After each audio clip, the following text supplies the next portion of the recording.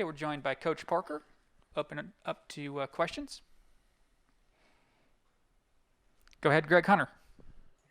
So, Gerad, we've asked this before, but Leddie's going to be on later. So tell us a little bit about what you've seen from him since you first got here through spring practice, albeit, he cut off some, and then now through the season.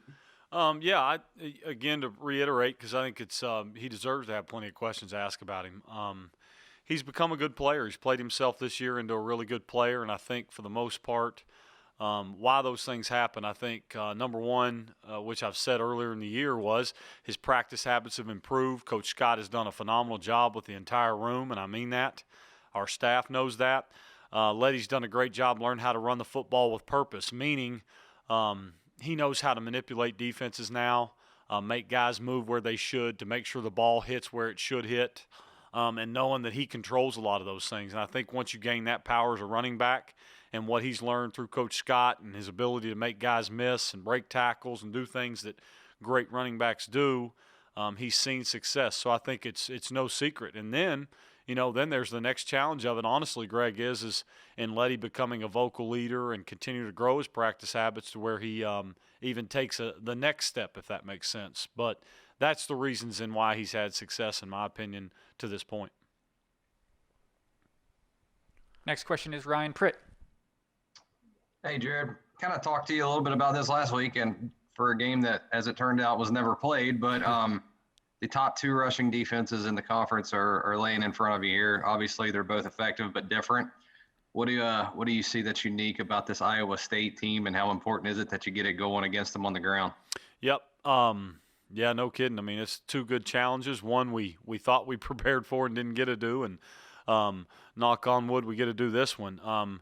First, I mean, the whole defense has the personality of its head coach and of its defense coordinator. And I got a chance, an opportunity to work with John Haycock at Purdue for a year, so I know him very well. He's a good friend. He's a phenomenal human being and football coach, and his personality's all over their defense.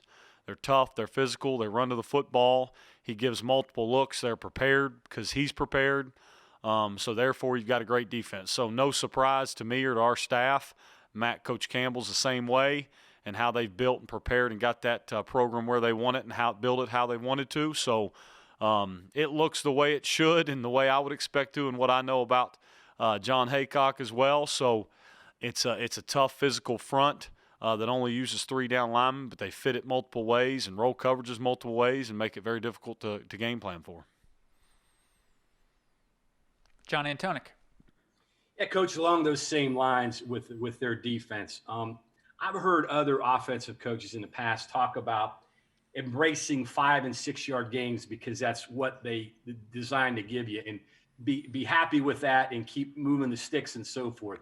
What is so unique about it? And what makes it so challenging with some of the stuff they do in the back end there?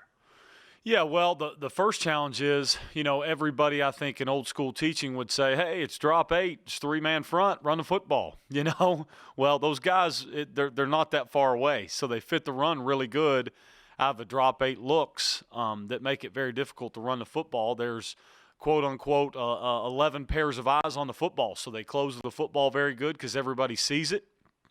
Because it's a mostly zone concept. So there's a lot of pairs of eyes on the football. They close very well. They tackle very well. They know where they want to put the ball when you run it to make their guys that are great tacklers close on it. So that's probably the biggest misconception is it's a 3-down front, run it. Well, they fit the run very well out of it because that's what they do day in and day out. So that, in my opinion, that's why it presents the problems it does, because they're good against the pass. There's not a whole lot of holes out there because of some of the mostly eight men in coverage, but also they're able to close on the football when it's run or throw. Coach, how much do you put on Jarrett to look and see, okay, are they in a 3-man front? Are they in a 4-man front? Do you have to wait as long as you can before making the determination what you do?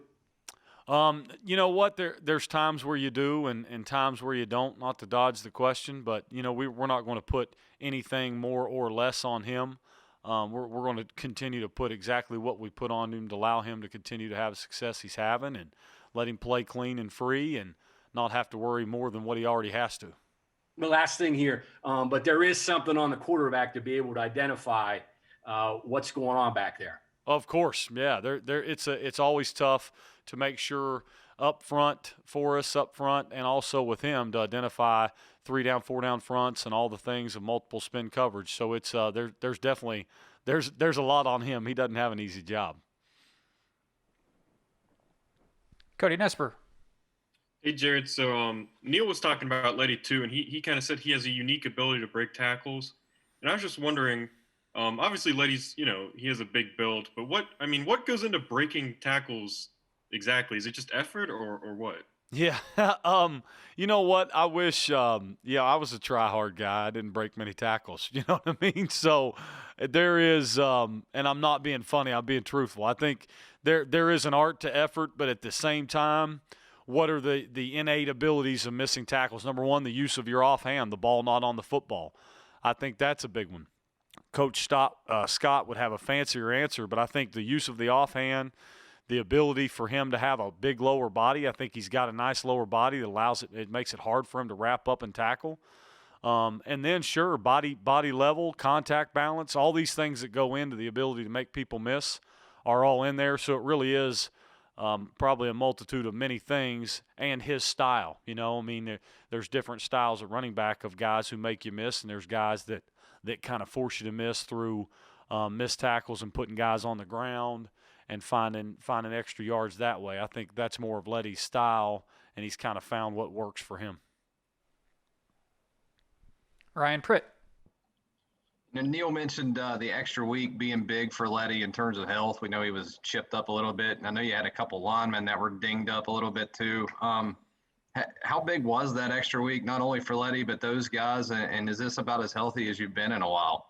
Yeah, it's a good point. If there's always blessings to it all. We did get a chance after a five game stretch that was a tough stretch, so we've got an extra week after a long 5 games in a row that have allowed us to heal up and still keep sharp and keep endurance up and those things. So it certainly will help. It's got guys that have taken a lot of hits and taken a lot of reps, some chances to heal up, if you will, in a long season. But we've been at it a while, so I think everybody's at a point where you've got to work on your body even extra now because it's late. Heck, we're into December now. So, but it has allowed those guys that have taken a lot of hits and reps to heal up a little bit more. Greg Hunter. Gerad, my perception is Iowa State blitzes a great deal. Is that true? Do they blitz a little more than others? Who's blitzed you a lot this year, and how's your offensive front handled that? Yeah, I think it's probably not as much as you would think in regards to Iowa State. It's just that sometimes it's perceived that way. I think obviously situational football controls that. Style of game and all those will depend on what we get, but it wouldn't be as much as probably you would receive or think. I'm trying to think back. It would probably be hard for me through all the months now to figure out who had gotten us the most. But I think back probably to Baylor was one that really attacked our edges and came at us a little bit, and that was probably one that would kind of attack us the most. And I would hope we've learned something from each of those, just as we have anything in our run game, pass game, protections that allow you to grow and continue to find better game plans to prevent any issues. Mike Kazaza. Gerad, how's it going? Good. How are you? I'm great, thanks. Jordan says something every so often about Dante Stills and how he's really good at kind of leveraging the ball to where the tacklers are going to be. And you said something very similar about Iowa State and how they're good about getting the ball to where they want it to go.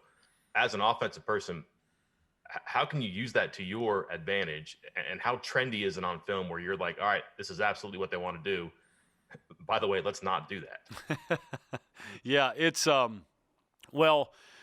anytime you recognize great defenses and the defenses we line up against, and this week, no better.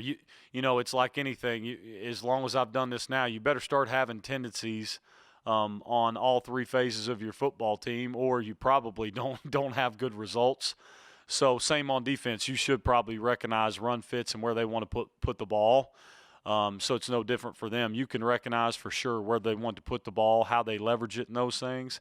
And of course, you're trying to find ways to either prevent it from going there or find better ways for it to get there. I mean, that's the game, the cat and mouse game. So Not easy to do.